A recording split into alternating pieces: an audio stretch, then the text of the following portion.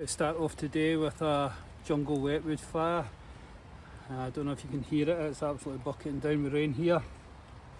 And the wood that I'd cut up yesterday with the Woodsman's a bit damp, so I'm going to start off and build a wetwood fire.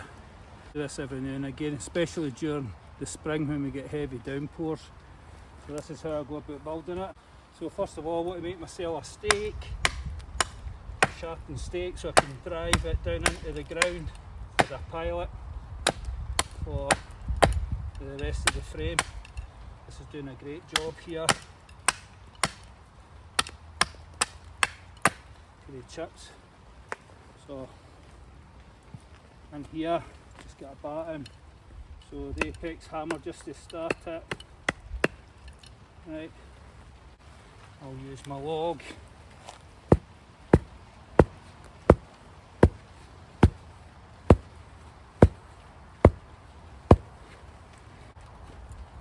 Fallen one, approximately 3 feet across from it. Get out the road.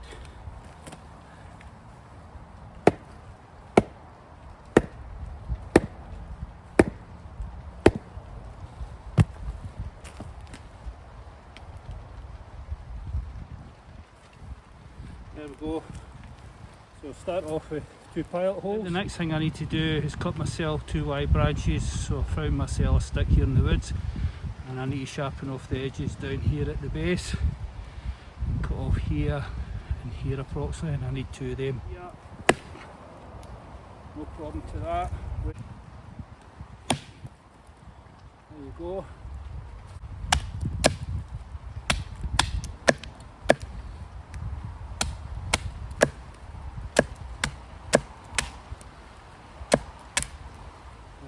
So that's my first one.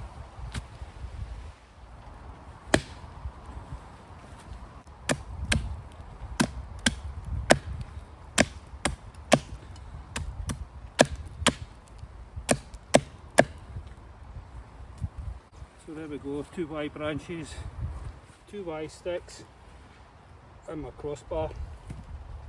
Just need to make a platform with some of this wood I used yesterday in my fire. That'll give me a base to start things off on.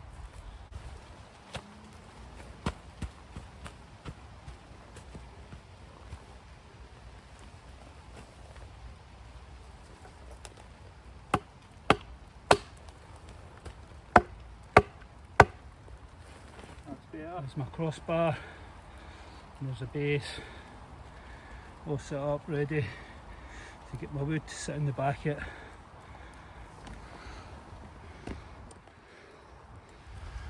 So here I've got some large pieces of fuel that are rotted, damp, wet, that have been lying about in the camp, and what I do is I place them in a 45-degree roughly angle between the bar and the firewall, and when the fire gets established, what it does is the heat rises and starts to dry these sticks out, and occasionally it will catch on fire, and all you do is take the stick and place it onto the fire. It's a good way of drying it out. And I've got some of my large fuel here that needs to be broken down maybe a bit further before I start this fire. So let's see how we get on, and I'll show you how I set this up. As you can see, I managed to save some small pieces of kindling from yesterday's fire, so I'll use that on it today. But I'll need to break down this stuff here and do a few feather sticks, so let's see how we get on with that.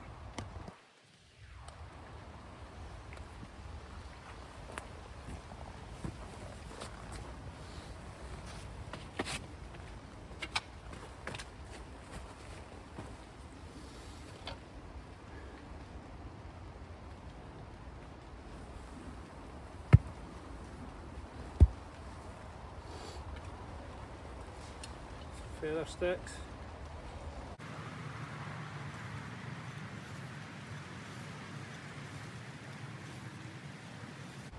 This is amazing at doing this.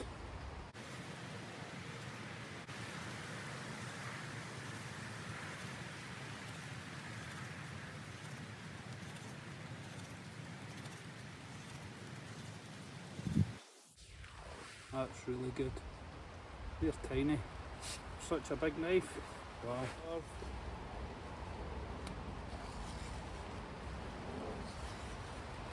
Yeah, they're slightly thicker, but they're good.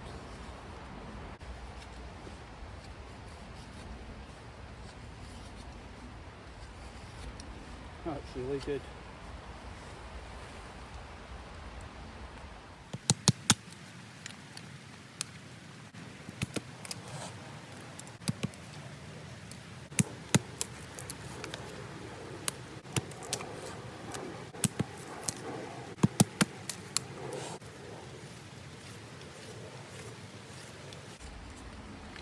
Need to hurry up a bit here, the rain's coming on harder.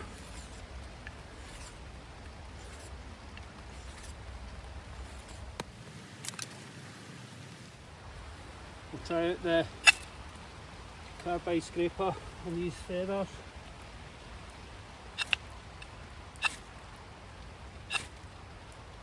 Nearly.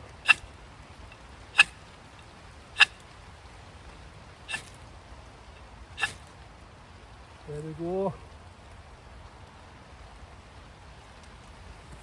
Excellent.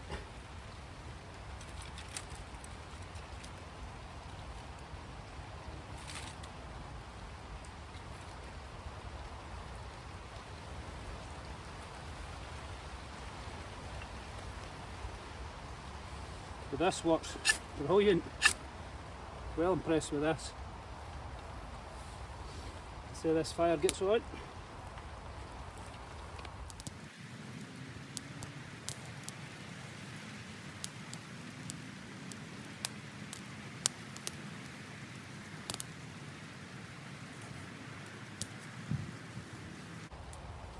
And you can see the way the smoke's rising. It's got to hit this wood and help to dry it out.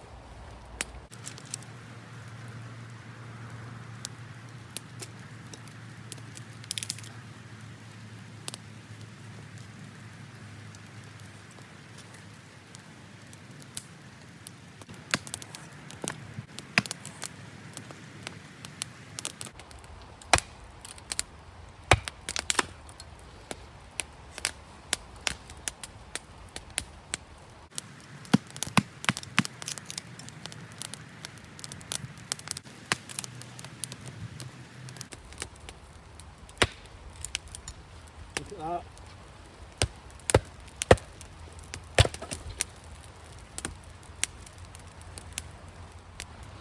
Blade's absolutely perfect. It's got that fire up and running in good time. Absolutely phenomenal blade. Well impressed with this one. So there you go. That's the jungle wood fire. You can see all the smoke coming up. I'll do that for a good while. But through time, yeah, the smoke will disappear and it'll start to dry that other wood out and we'll be able to place that on the fire.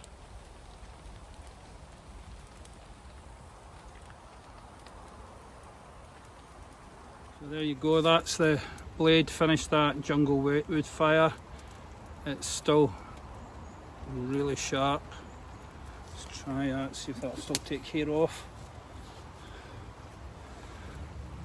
Don't know if I've got any left. This is my problem now.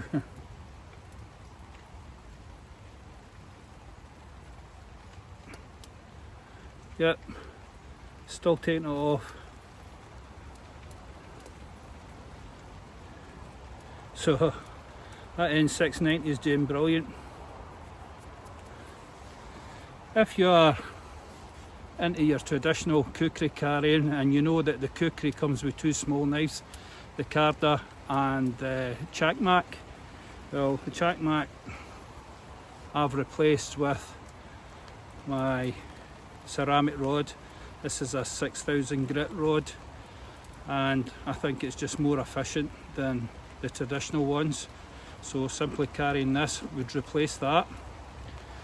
And for a neck knife, I use the Scout. This is a bit large for some people, but this is what I would replace the Karda with, or my Shirley. It's an absolute brilliant combination. I know that Jim Lane from Bushcraft Costa Rica uses his shovel. That would be my neck knife that would go along with it, backed up with my ceramic rod. These are super easy to sharpen with it. I'll show you. All you need to do is just pick the angle and follow it like so. This doesn't need it, it's hair shaving sharp, so it's good enough for me. Just in there like that, follow the line of the edge, and that would replace your Chakmak. So if you're a traditionalist, why don't you think about this? If you're thinking of purchasing one of these, I definitely would suggest using one of these. It keeps it nice and simple for sharpening it out in the field. And one of these small neck knives. This is a brilliant knife for food prep and Firecraft. So that's what I would suggest. Contact Origin Knives at info@originknives, all the one word, .co.uk.